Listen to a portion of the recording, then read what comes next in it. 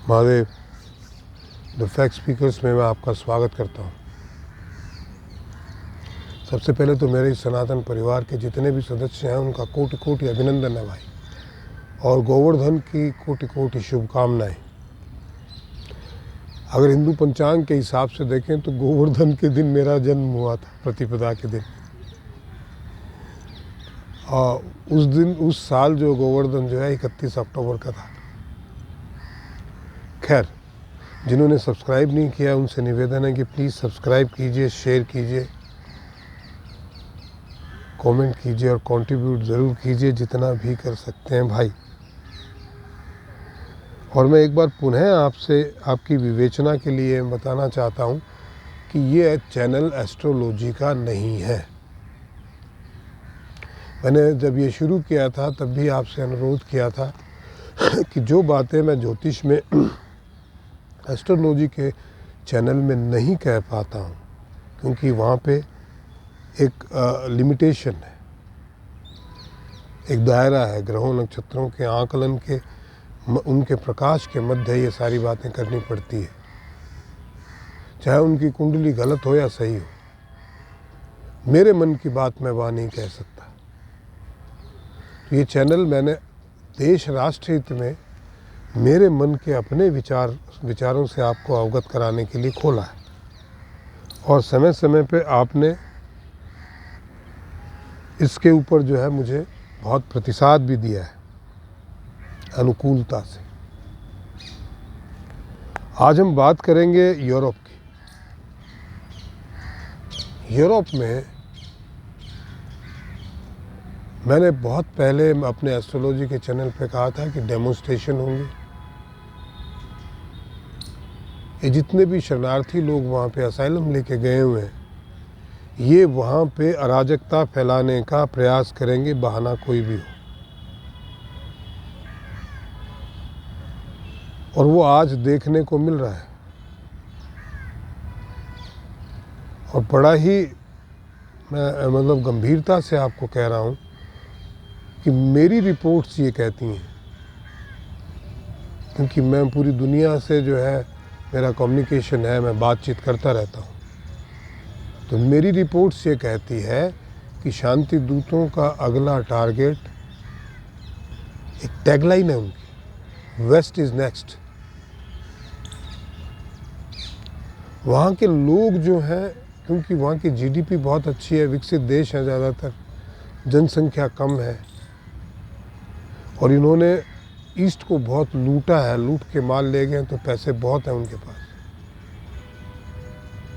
और जनसंख्या कम होने के कारण अपने नागरिकों को वो बहुत सारी सब्सिडियाँ, बहुत सारी सुविधा दे के बैठे हुए हैं, और उस सुविधा के कारण वो आलसी हो गए हैं, काम करने का मन नहीं करता उनको, क्योंकि बहुत ही कम पैसों में इससे लेबर मिल जाता है। अरब कंट्रीज से, अफ्रीकन कंट्रीज से लेबर उनको मिल जाता है। जो टेक्निकली एडवांस होता है वो भारत से जाता है, और जो बिल्कुल ही लेबर क्लास है वो मुस्लिम कंट्रीज से जाता है। और धीरे धीरे ये इतने पंगु हो गए हैं कि ये उन पे डिपेंडेंट हो गए।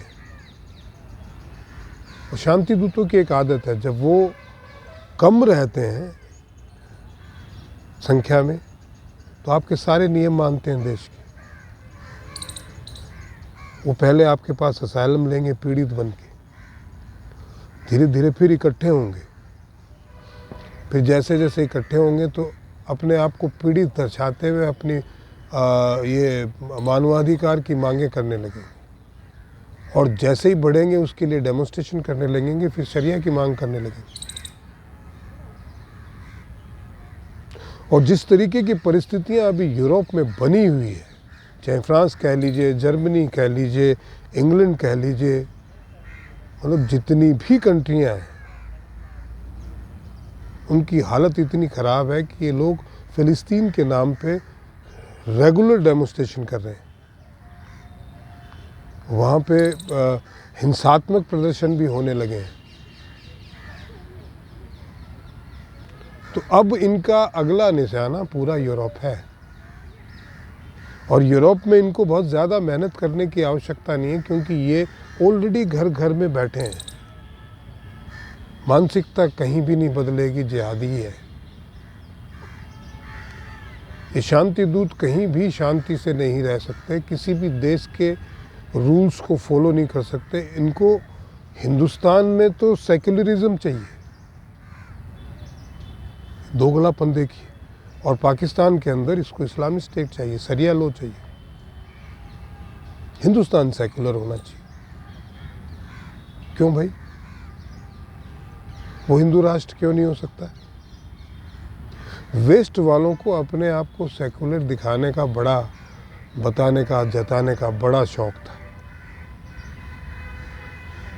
समय समय पे भारत उनको आगाह करता रहा है कि ये जो आज तुम इन शरणार्थियों को ले रहे हो, ये कल तुम्हारे गले की हड्डी बन जाएंगे, पर ये नहीं माने जी। और आज ये एक ऐसी हड्डी बन गए हैं जो न अंदर लिए बनती है न बाहर निकाले, फंस गई है गले में। आज अगर आप इनको निकालते हो तो ये कहते हैं कि हम तो 50 साल से यहाँ रह रहे हैं, कहाँ जाएं, हम पे अन्याय हो रहा है। और अब इनका संख्याबल बहुत ज़्यादा है,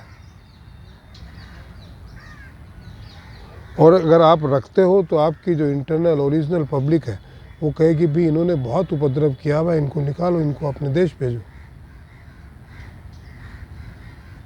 सीएए एनआरसी का विरोध करने का कारण ही यही था, यही लोग कर रहे थे, बाकी तो उनको साथ दे रहे थे। और हमारे कहीं भी दुनिया में चले जाइए, ये इतनी शांति दूतों की कौम ऐसी है कि किसी देश को नहीं मानती, न देश के कानून को मानती। इनके लिए एक ही है, ला इलाहा इल्लल्लाह।